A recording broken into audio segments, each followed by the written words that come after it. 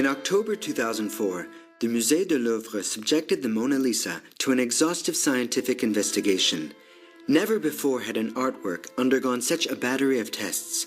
The Centre de Recherche et de Restauration des Musées de France, in charge of the project, is committed to studying the famous painting using non-contact, non-destructive methods, making full use of cutting-edge technologies, including a technique developed by a group at the National Research Council of Canada. The mission of the Canadian research team is to create the first 3D high-resolution digital model of the Mona Lisa.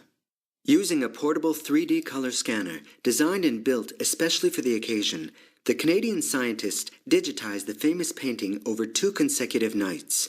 During these work sessions, a total of 16 hours, the Canadian researchers used a low-power white laser beam, regulated so as not to damage the painting, to scan the obverse, reverse, and edges of the object.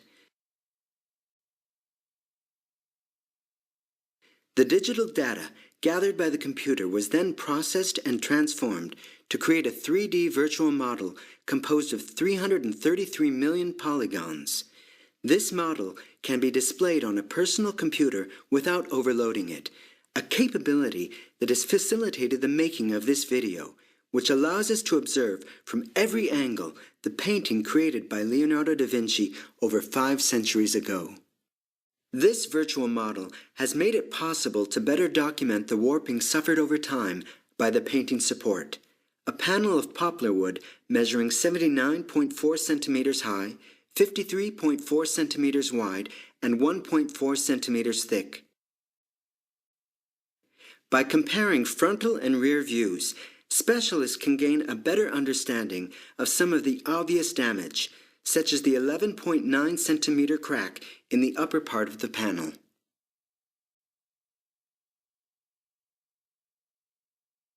The multiple views generated by the computer also enabled the team to measure and better visualize the extent of the panel's distortion.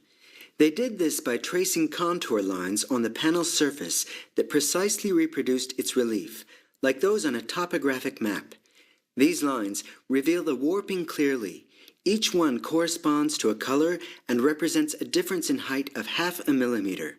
Between the highest point, a convex area near the left shoulder, and the lowest, around the panel's edges, there is a difference of 12 millimeters. Cross-sections and profile views of the panel allow researchers to measure the degree of distortion at any given point.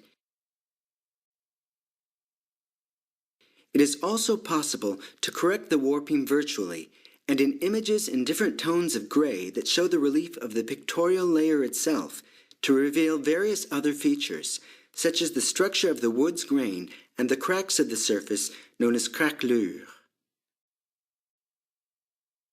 With a precision in the order of 1/100th of a millimeter, 1/10 the thickness of a human hair, the virtual model allowed one of the most detailed analyses to date of the very fine cracks that cover the painting's surface.